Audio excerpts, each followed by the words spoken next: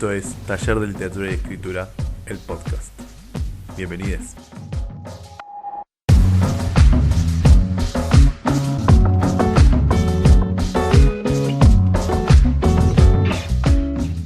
Buenos días, buenas tardes, buenas noches o cuando sea que estén escuchando esto. Esto es Taller de Literatura y Escritura. El podcast. Y aquí nos encontramos de nuevo reunidos.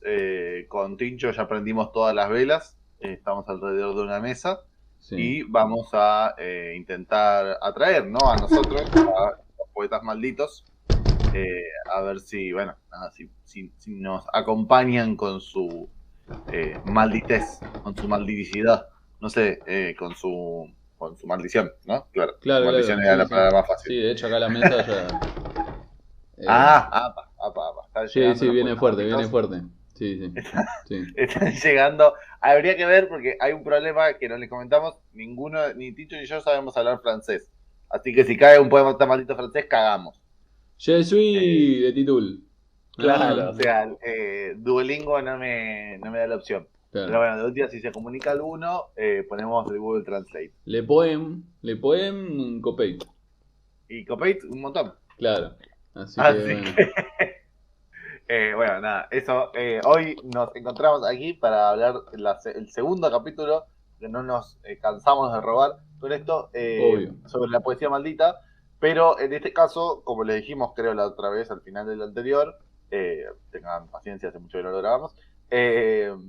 La idea hoy es hablar un poco más sobre la poesía, ¿no?, de estos autores. La vez pasada estuvimos hablando más sobre cómo influye justamente, ¿no?, quién hace malditos a los malditos, quién maldice a los malditos, en tanto y en cuanto hay una construcción de la literatura, de una época, etcétera, que hace que de repente surja un poeta muerto o no muerto, pero que de repente se vuelve maldito y que funciona así, ¿no? Pero bueno, hoy queríamos hablar también un poco más específicamente de, bueno, qué poesía escriben. Obviamente no es todos iguales, pero hay ciertos figuras, claro. Que nos parecen interesantes.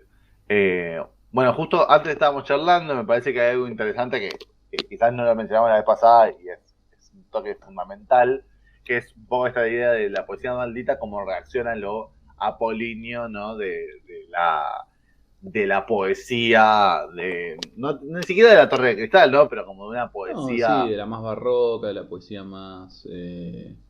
como que toma la posta como de la poesía, ¿no?, que se planta como la poesía, así como mayúscula. Más institucionalizada. Sí, más costumbrista, más noble, más cortesana, más, ¿no?, como... Porque creo que va variando, ¿no?, un poco eso. No siempre es la misma la que está ahí contra la que aparecen los malditos. No, bueno, no voy a spoilear, no voy a hacer spoilers, pero leyendo Detectives Salvajes hay algo de eso, ¿no?, de la idea de que el grupo de los real visceralistas, que son los protagonistas básicamente, son como los malditos, ¿no? Están... pero lo interesante quizás es justamente ver eso, que en una época como en los 70 aparecen muchos, están los campesinos, están los más burgueses, están todos, y están ellos que son los malditos, digamos, ¿no? Están como ellos como en ese espacio diferente a los que nadie les pasa ni cinco ni cabida, digamos. Claro. Como los malditos antes de volverse malditos, ¿no? O sea, los malditos antes de que, en teoría, salga el libro Los Detectives Salvajes y se hagan conocidos, ¿no? Como que un poco sería la idea esa. El libro sería como el vehículo de lo que los va a volver, claro, socialmente malditos, pero ellos ya eran malditos antes de que fuera chévere, digamos. No, y obviamente las épocas influyen, ¿no? Porque, por ejemplo, en ese caso, digo, cuando pensamos, qué sé yo, autores como que a veces se les pone también, como decían otra vez, no sé, a Juan Gelman o Pizarnik, tiene algo en la dimensión política, ¿no? También, cosa que por ahí en los otros franceses quizás no está tan presente, sino que va más desde un lugar más de, yo soy artista, ¿no? Va más por ese lado. En cambio después quizás sí hay algo de políticamente también, ¿no?, vinculado. Claro, lo que pasa es que ahí sería interesante pensarlo, porque digo, hasta qué punto es ahí se puede seguir usando la categoría de maldito, porque siento que ahí cuando entras en la parte más política hay muchas No, sí, pero me refiero al... ponele, lo pensaba en relación a que, por ejemplo, si vos, esto que vos decías, ¿no? Si uno piensa Roque Dalton, uno no lo pondría como un poeta maldito, porque lo que tiene es una contestación a la burguesía de la época, digamos, ¿no? Entonces su Claro. poesía es más militante.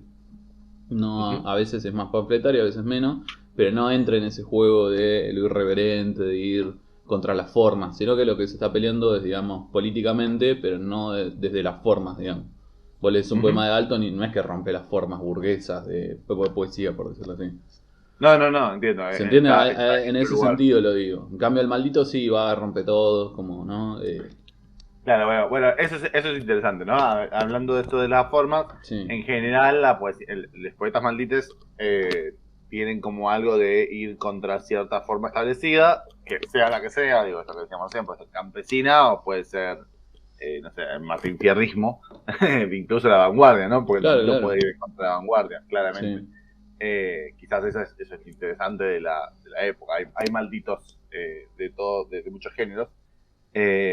Pero bueno, justamente, ¿no? Va a ir en contra de romper esa forma, pero romperla desde un lugar un poco under. Muchas veces incluso recuperando poesía que ya fue escrita antes, ¿no? Claro. Digo, o sea, poesía que no es vanguardista. Por eso la diferencia, ¿no? Porque si no podríamos decir, bueno, es un vanguardista. Pero no necesariamente va por ahí. No necesariamente va por ese lugar de, bueno, vamos a romper las formas y eso. A veces un poeta maldito va a ir justamente todo lo contrario, algo hiper, no sé si la palabra es costumbrista, pero hiper cercano y cerrado y en un espacio muy cotidiano, Claro, pero desde los otro temas de la ángulo. cotidianidad. Claro, pero lo vas a hacer desde otro ángulo. Exacto. Pero bueno, quizás también tiene que ver con eso, ¿no? También va a depender mucho de contra la poesía que está escribiendo. Obvio. Porque hay poesía en la que quizás, no sé, se me ocurre, eh, bueno, ya lo nombramos mucho, pero vamos a volver a nombrarlo porque es como el mayor referente. Digo, Bukowski tiene textos hiper anclados al suelo. ¿Por qué? Porque la poesía Sí, institucionalizada, estaba en el aire, estaba sí. yendo por otro lado, estaba volando. Claro. Entonces es eso, hay algo de esa ruptura que Sí. funciona en ese Sí, contexto. de hecho mismo en Baudelaire y en Rimbaud también digo que son, Ujú, digamos como los poetas originales manlites. Hay algo ahí también de volver a meter el vino, ¿no? La figura del vidente, la figura de la calle, ¿no? También hay algo de eso también. Y no dejan de ser ujú. líricos por eso, pero hay algo de la ruptura también con eso, ¿no? Con las formas cortesanas, no con esta cosa más aburguesada y afrancesada, si querés, Ujú. de cierto tipo de poesía que también había, ¿no? Entonces, qué sé yo, lees Sí, a Rimbaud y lees las cartas al vidente, ¿no? Eh, También hay una idea de la poesía como lo dionisíaco también, ¿no? Como una cosa como romper todo, por decirlo así, en claro. cristiano, ¿no? Eh, o en greco-romano. Nunca más real romper todo, claro. Claro, es que es eso, sí, hay un punto donde es la poesía por la poesía misma, recuperar, ¿no? Bueno, antes lo hablábamos con Joaquín, esta cosa que viene con el Renacimiento, pero esa misma idea de Renacimiento también generó, digamos, esta idea de alta cultura, ¿no? Digo, en un Ujú. contexto individualista o que va surgiendo individualista, se planta, ¿no? Como, qué sé yo, la poesía como alta cultura y es de la nobleza, ¿no? Entonces acá no, gente que, qué sé yo, va y no es que les sobra plata ni nada por el estilo, en general son pobres, ¿no? Sí, Sí tienen acceso a cierta cultura, eso seguro, pero digamos que van en contra de eso, ¿no? Como de ponerlo todo allá arriba y ponerlo la poesía lo más abajo posible hace que le devuelve como esa cosa, ¿no? Más no sé si popular, porque tampoco es popular la palabra, pero le devuelve esa dimensión que estaba como borrada, ¿no? De claro. la calle, del alcohol, del exceso, eso también, ¿no? Ujú. El exceso como una forma de arte también. Es que, sí, creo que hay algo, bueno, y siguiendo Sí, con lo que hablábamos ahí, creo que, por supuesto que nos importa la figura, digo, estamos hablando de las poéticas, pero estamos hablando de poéticas directamente relacionadas a figuras específicas, entonces me parece muy interesante ir a esto es como un poco de la voz del roto de la sociedad, escribiendo lo roto, ¿no? ujú, Por eso también funciona. creo, mucho, porque es esta idea del distinto, el diferente, que tiene la capacidad, como si fuera una cuestión casi divina, ¿no? Porque estoy en la lona, puedo escribir la lona, Claro. puedo representar la lona, pero digo, creo que hay algo de eso, ¿no? De escribir lo roto, lo que está roto en un espacio. De vuelta, las formas de escribirlo va a ser muchas. Si tomamos a Pizarnik como una poeta maldita, claramente no tiene nada que ver con lo cotidiano y una escritura más Baudelaire, Bukowski, etcétera. Es otro espacio. ¿Pero por qué? Porque está ahí en ese lugar más de... Es una palabra chota para usar, pero de la locura, ¿no? De ese espacio. Bueno, como hablábamos a través de Fishman, ¿no? Claro. Sí, Bueno, sí, tal cual. es ese que puede escribir Sí. desde ese lugar, Sí. que no escriben otros porque no están pasando en esa. Sí, hay algo de la marginalidad y también de no solo de representar, sino de que se vive en ese ambiente, ¿no? Claro. Pero es Por esta eso hay misma... algo Sí, morboso sí. también, ¿no? Digo, No, sí, tal cual. También hay algo de esto de como de la esto de la idea del artista como creador, ¿no? También esta idea también renacentista de bueno, yo soy creador, entonces todo lo que toco no se crea. Esta idea, hay una idea ahí como de misión también, ¿no? Digo, en la figura del vidente Rimbaud, en la figura de la palabra en Pizarnik, ¿no? Digo, igual salvando las distancias, pero no es loco que después a los poetas maldites el surrealismo lo retome, ¿no? Digo, no es casualidad. me parece muy interesante esto que estás diciendo de la visión, porque creo que hay algo de eso, ¿no? Más allá de la visión del vidente, digo, de esa visión extrema, si se quiere, de esa visión supervisión, creo que puede ser muy interesante pensar en cómo los ojos son lo que explota, ¿no? El sentido en la poesía maldita, digo. El ojo es el ojo de Baudelaire, del que ve adentro del bar, digo, es el ojo de que ve el detalle de la realidad, si se quiere, que es, no de la realidad, perdón, el detalle en la poesía, que es lo que rompe el sentido. Creo que es una poesía muy fijada en general en lo visual. De vuelta también por esto, ¿no? Porque es el que puede estar en una posición específica y puede ver lo que otros no ven. Sí, y que incluso ve a través de esa, digo, hay una diosificación, si querés, o una divinización de la poesía también, ¿no? En este caso, entonces, desde otro lugar, ¿no? Desde el lugar más, por eso digo, desde el lugar más roto, ¿no? Si se quiere. Pero no lo vas a ver nunca bardear por poesía griega, por ejemplo. Jamás. No, claro. ¿Se entiende? Todo lo otro sí, pero eso no se toca. O sea, como... ¿no? Lo que estuvo antes tiene como un halo también sagrado. Entonces, sagrado incluso en el vicio, porque digo, entre los griegos es como esta cosa, ¿no? El escabio era como fundamental. Entonces, y para ellos también, digo, ¿no? Entonces la lujuria es un valor, digo, se vuelven valores de pronto, ¿no? Y hay que vivir de esa manera también. Así de rotos terminan y así de rotos viven también, ¿no?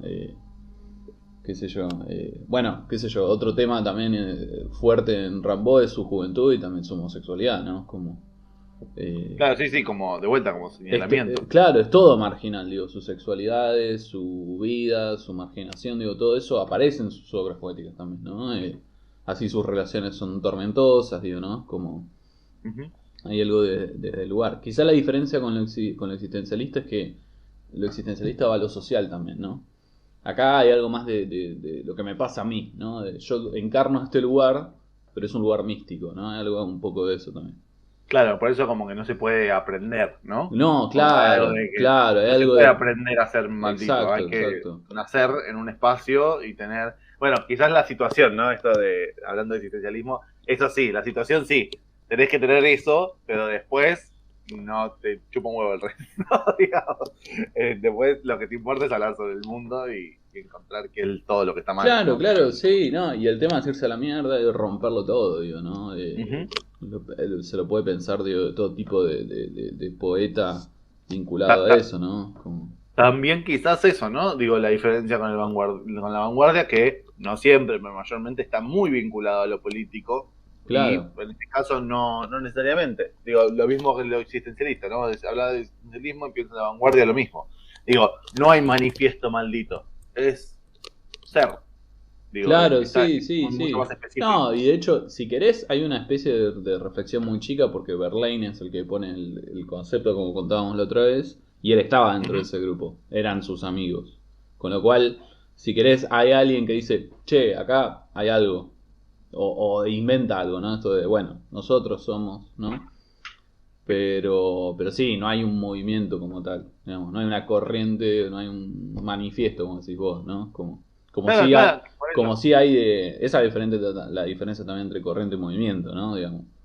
Eh, Como si hay otros grupos, acá no hay, ¿no? Como hay un manifiesto surrealista, pero no hay un manifiesto maldito, ¿no? Es como Claro, pero es que yo creo que está completamente vinculado con esto que estabas diciendo vos de no hay una cosa, ¿cómo se llama? No hay una búsqueda en ese sentido. no, es Digo. algo, es como esto que charlamos otra vez, es como caer en un lugar, digamos, como que y Ujú. si no caes vos te ponen los demás, porque también hay muchos poetas o poetas muchos poetas que Poetas o poetas. o poetas, malditos poetas arruinaron la poesía, ¿cómo es? Que por ahí tienen una vida particular y después se les lee de esa manera, ¿no? Entonces, Ujú. no necesariamente es que se reivindicaban malditos, pero nada, que eso está esta lectura, ¿no? Obviamente siempre hay algún punto en común del por qué se lo ponen en ese lugar. Y yo creo que también encarnan como ese lado, digo, al ponerse en ese lugar más, no, porque no es vanguardista la palabra tampoco, más No, no, pero de dionisíaco de la ruptura. poesía, sí, más De ruptura dionisíaco, con cierto más espacio, de sí. ruptura, más marginal de la poesía, Ujú. hace que, y peleándose contra todo el otro tipo de poesía, hace como que también la gente lo termina ubicando como la poesía también, ¿no? Como, Claro. por eso también Bukowski en una época era, mirá, el poeta maldito, ¿no? Es como, esto sí es poesía, ¿no? Como, Este sí, claro. claro, es como, Sí, sí, coincido. Me parece que me parece interesante pensar en este espacio, que es como muy finito, de alguna forma, eh, cómo se configuran. Bueno, ahí mismo yo estaba pensando que la otra vez estuvimos hablando de las poetas malditas, que claramente hay muchas, eh, siempre determinadas, y después hablando me acordé de Hilda Hills, que de hecho va a ser la ah, portada de de una, de este de este video, podcast, sí, de este podcast, claro. Y nada, eso, ¿no? Hills se vuelve maldita por el sexo, digamos, por claro. nombrar. Y quizás lo que pasa es que Hills te va a la garcha, ¿no? Es como, como que no solo te va a hablar de sexo, sino te va a hablar de incesto, te va a hablar, o sea, se va Claro, cada vez, claro. porque agarra el límite que le habían puesto a la literatura en general, pero específicamente a Sí, la literatura de y mujeres de su época, se lo lleva a pasear al límite. y se lo lleva a pasear a la luna, o sea, Claro. entonces es eso, creo que hay algo ahí interesante que ahí fue específicamente, pero ¿por qué además? Porque además de escribir esos textos, Sí, que son perturbadores por supuesto, sí. eh, eh, vivía en una casa en la cual se sabía que había que había orgías, que había Mm. libertad sexual, etcétera. Entonces ahí duplica, ¿no? O No, sea, claro. Obvio. digo, por esto que hablábamos antes. Entonces me parece muy interesante. Y ahí, por supuesto, que entra otro punto, ¿no? Porque es la imaginación del público que dice, claro, acá la gente está todo teniendo relaciones incestuosas en esa casa y bueno, y Claro. ahí ya se fue el carajo, ¿no? Digo, ahí es Sí, cuando también empiezan hay a la separar. figura, ¿no? De bombardear la figura también, o Por de crear la supuesto. figura, ¿no? Después es incontrastable, digo, ¿no? No, no, obvio, obvio. Eh, pero no, igual no es raro, por eso digo, no es raro que tanto lo confesional o todo ese pata confesional o la surrealista se la llame también maldita a veces, ¿no? Digo, no, Ujú. para nada, digo, no es casualidad, ¿no? Es como, No, no, no, coincido. eh, Es eso. sí, medio de eso también. No sé si querías leer lo del autor. Sí. Me parece interesante Sí, para escucharlo. sí, la otra vez que estaba revisando sobre Kobo Abe, si no, les recomiendo que lo chumen, que es un escritor japonés, también existencialista. Él decía, claramente la opinión opuesta de que el escritor preceda la obra conlleva muchos peligros. Al subordinar la obra al escritor, se debilita el estatus de la obra como producto de la sociedad. Se sobreestima la posición del escritor y se refuerza la noción de que la ficción se basa en el individualismo. Sí, esto que decíamos antes, o sea, el problema de pensar que hay un autor